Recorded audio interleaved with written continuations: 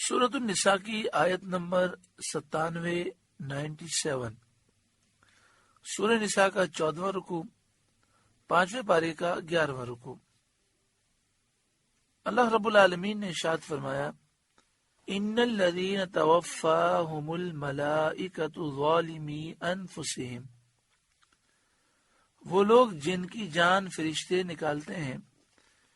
اس حال میں کہ وہ اپنے اوپر ظلم کرتے تھے۔ قالوا فیم کنتم، ان سے فرشتے کہتے ہیں تم کاہے میں تھے۔ قالوا کنا مستضعفین فی الارض، وہ کہتے ہیں کہ ہم زمین میں کمزور تھے۔ قالوا الم تکن ارض اللہ واسعۃ فتہاجروا فیہا، فرشتے کہتے ہیں کہ اللہ کی زمین کشادہ نہ تھی کہ تم اس میں ہجرت کرتے۔ فَأُولَئِكَ مَأْوَاهُمْ جہنم، تو ایسوں کا ٹھکانہ جہنم ہے۔ وَسَاءَتْ مَصِيرًا، اور بہت بری جگہ پلٹنے کی ہے۔ اس آیت کریمہ کا شان نزول یہ ہے کہ یہ آیت ان لوگوں کے بارے میں نازل ہوئی جنہوں نے اسلام کا کلمہ تو زبان سے ادا کیا، مگر جس زمانے میں ہجرت فرض تھی، مکہ شریف سے ہجرت کر جانا ضروری تھا، اس وقت ہجرت نہ کی۔ مسلمان ہجرت کر کے حبشہ گئے، پھر مسلمان ہجرت کر کے مدینہ شریف آئے، مدینہ شریف میں اسلامی ریاست بن گئی۔ سن 2 ہجری 17 رمضان المبارک میں غزوہ بدر ہوا۔ تو جب مشرکین جنگ بدر میں مسلمانوں کے مقابلے کے لیے گئے تو یہ لوگ ان کے ساتھ ہو گئے، کیونکہ یہ اپنا ایمان چھپائے ہوئے تھے، تو یہ اپنے ایمان کا اظہار نہ کر سکے اور کافروں کے ساتھ میدان جنگ میں آ گئے، اور پھر مسلمانوں کے مقابلے میں انہوں نے جنگ بھی کی، کفار کے ساتھ ہی مارے بھی گئے۔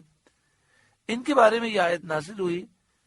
اور بتایا گیا کہ کفار کے ساتھ ہونا اور جب ہجرت فرض ہو چکی تھی، ہجرت نہ کرنا اپنی جان پر ظلم کرنا ہے۔ ان الذین توفاہم الملائکہ،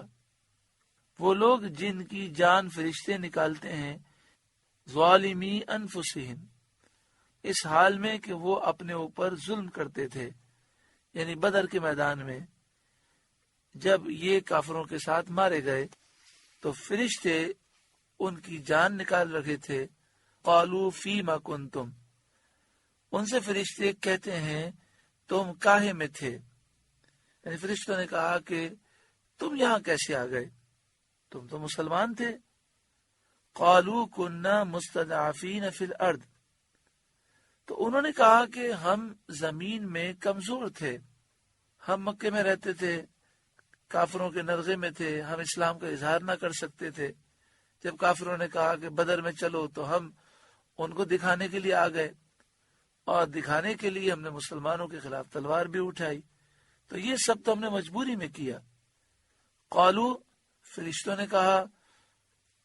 الم تکن ارض اللہ واسعۃ فتہاجروا فیہا، کیا اللہ کی زمین کشادہ نہ تھی کہ تم اس میں ہجرت کرتے؟ جب تمہارے لیے اس شہر میں رہنا مشکل تھا، اپنے دین پر قائم رہنا مشکل تھا، تو وہاں سے تم ہجرت کر جاتے۔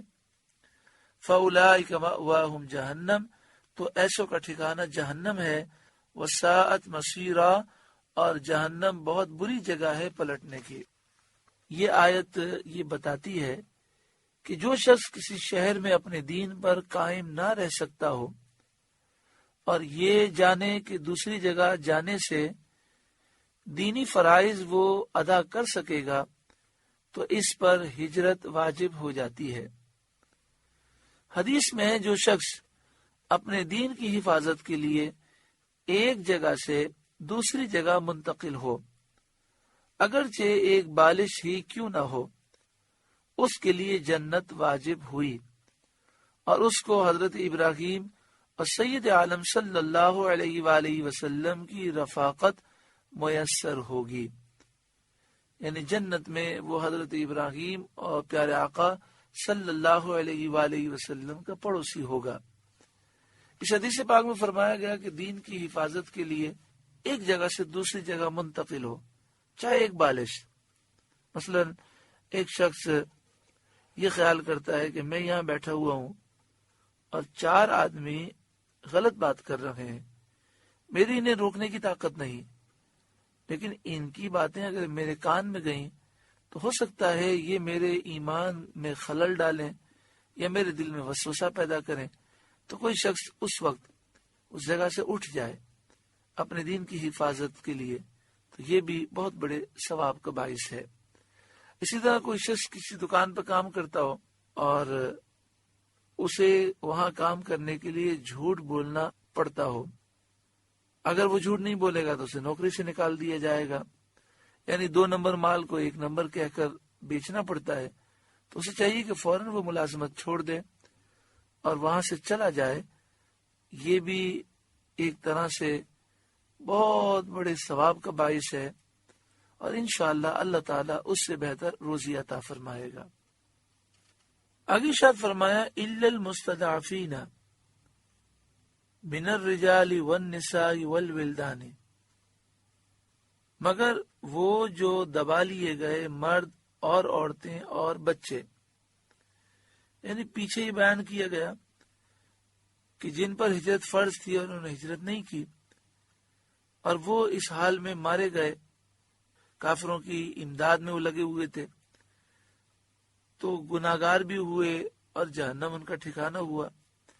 تو اب یہ بیان کیا جا رہا ہے کہ ہاں ایسے کمزور مرد، عورتیں اور بچے کہ جن میں ہجرت کی طاقت نہ ہو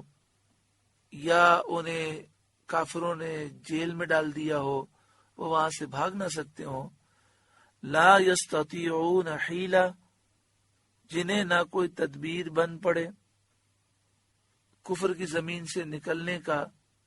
اور ہجرت کرنے کا کوئی طریقہ ان کے پاس نہ ہو، ولا یہتدون سبیلا، اور نہ ہی وہ راستہ جانتے ہوں کہ ہم کیسے یہاں سے بھاگ کر جائیں۔ آپ سے گزارش ہے کہ قرآن کے اس پیغام کو آگے پہنچا کر ثواب جاریہ حاصل کریں۔